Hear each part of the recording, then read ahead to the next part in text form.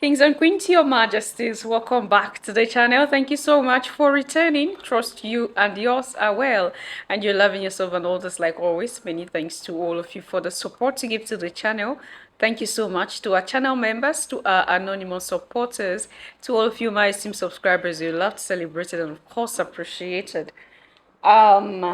We'll talk about what's happening very recently in Burkina Faso.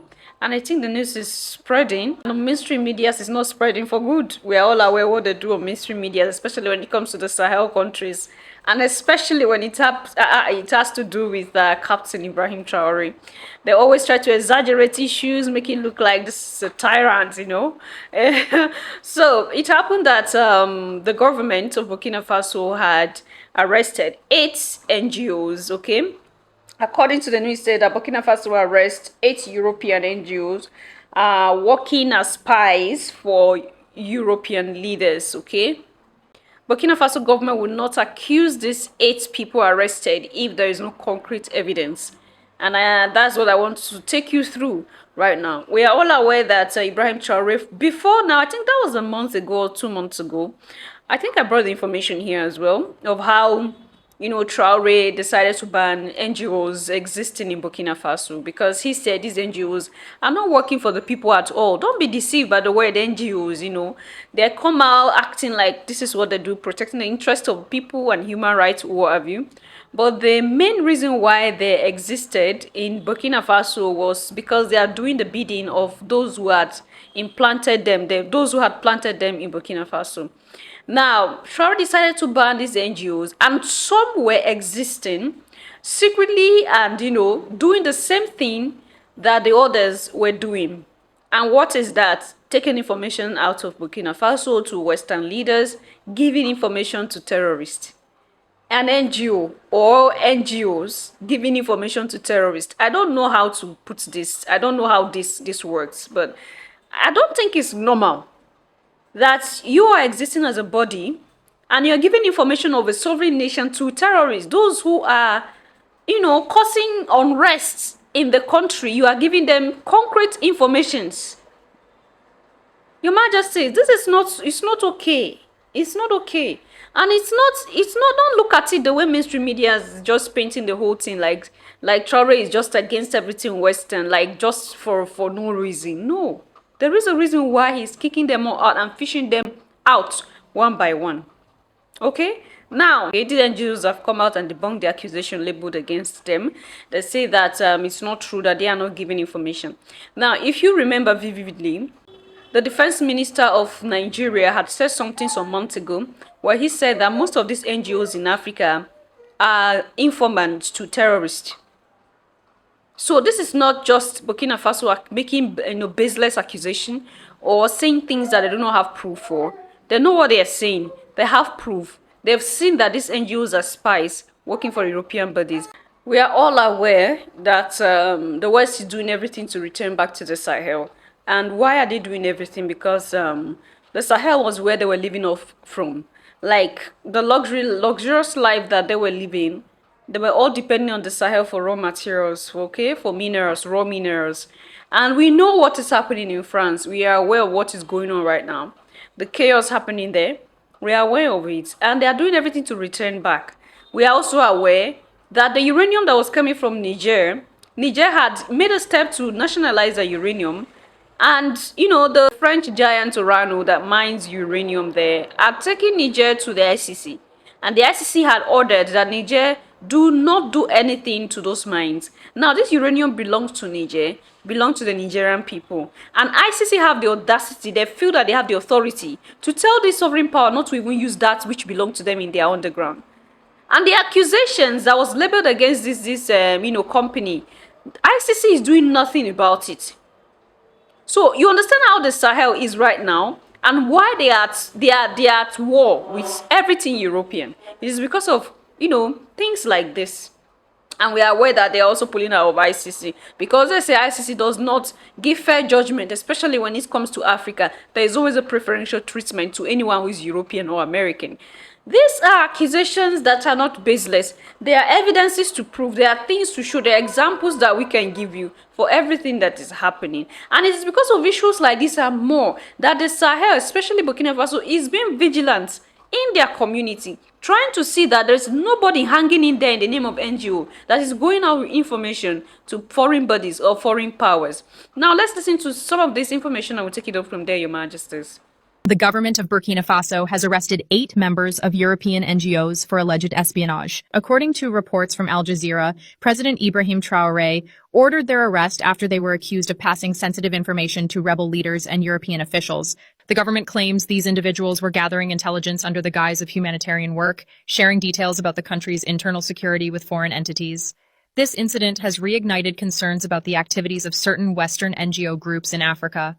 Critics, including Nigeria's Chief of Army Staff Christopher Musa, have previously accused some NGOs of indirectly supporting rebel forces by providing them with food and medicine while also assisting civilians. These organizations often claim neutrality, saying they are simply helping both sides equally, but African leaders argue that such actions prolong conflicts and strengthen armed groups. President Traoré had already suspended several Western NGOs from operating in Burkina Faso, but reports suggest some continued their activities secretly.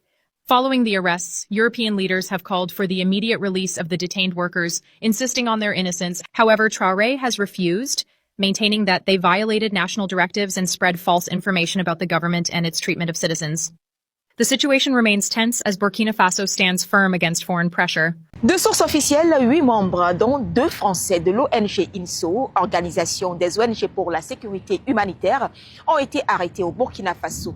Le directeur pays a été arrêté fin juillet au moment où l'ONG avait été suspendue pour 3 mois par les autorités pour collecte de données à caractère sensible sans autorisation préalable. INSO, avec l'aide de certains de nos compatriotes, parvenait à recenser soigneusement les itinéraires, les mouvements et la composition des convois militaires et du ravitaillement des villes, censés tenir secret dans l'intérêt de la défense nationale. Le Burkina Faso accuse désormais l'organisation des ONG INSO basée aux Pays-Bas d'espionnage. Le ministère de la Sécurité, Mamadou Sana, a affirmé ce mardi que, malgré la décision de suspension, des responsables de cette ONG collectaient des informations sensibles liées aux activités militaires et sécuritaires en terre burkinabé, à travers notamment des réunions en ligne. Ces données sensibles de sources officielles sont relatives aux itinéraires et compositions de convois militaires, opposition et mouvements des forces de défense et de sécurité, ainsi que ceux des VDP aux coordonnées GPS de zones d'accrochage avec les groupes terroristes. Ce n'est pas tout. Toujours de sources officielles, l'ONG INSO recueille aussi des informations liées aux incidents sécuritaires, aux victimes et divers événements administratifs et sociaux. Lors des interrogatoires, le directeur pays de l'ONG, le français Jean-Christophe Émile Pégon, ainsi que sa directrice adjointe Aminata Mariane Guissé, une franco-sénégalaise, auraient admis les faits à eux reprochés, justifiant l'approche dans le sens de produire des rapports pour leurs bailleurs. Sauf que le ministère de la Sécurité a précisé que ces informations sécuritaires recueillies ont été centralisées dans une base de données à l'étranger, une atteinte à la sécurité nationale selon le Burkina Faso. Fin 2024, le Niger. All right, my kings and queens, that's the information. And the question I asked from the beginning was, how can you be an NGO that should be looking out for people, especially the vulnerable ones, be giving information to terrorists? You're saying you're helping both sides. You're helping, you know, it doesn't sound good to my ear. I don't know, maybe I'm just the only one who feels so awkward about this situation. You're an NGO, you say you're giving, you're on both sides, you're helping both sides, you're helping the terrorists, you're helping, come on, how does that sound? You know, these people are unaliving other people. They're taking advantage of the situation. They are destroying the peace of a particular nation, and you say you are helping them. So you're a terrorist. Because I don't understand. I don't know how to place this. It only takes a terrorist to help a terrorist. So they are not just NGOs, but they are also terrorist organizations present in Burkina Faso. If they were not terrorist organizations, why did they not leave when the president of the country asked that every NGO, foreign NGO, should leave the country? If these so-called NGOs are not terrorist organizations, what were they doing hiding in Burkina Faso when the president had given the law, they had said that they should leave his country? The president of a nation, the number one, has said, leave my country. You look for a place to hide yourself. And not just hiding yourself, you sending informant everywhere to get information about the security situation of the country. Sending messages to European leaders. What is your aim if you are not also a terrorist? And before now, while we analyze some of the situations, there was something we said, I think understood, while we're trying to bring out some of this.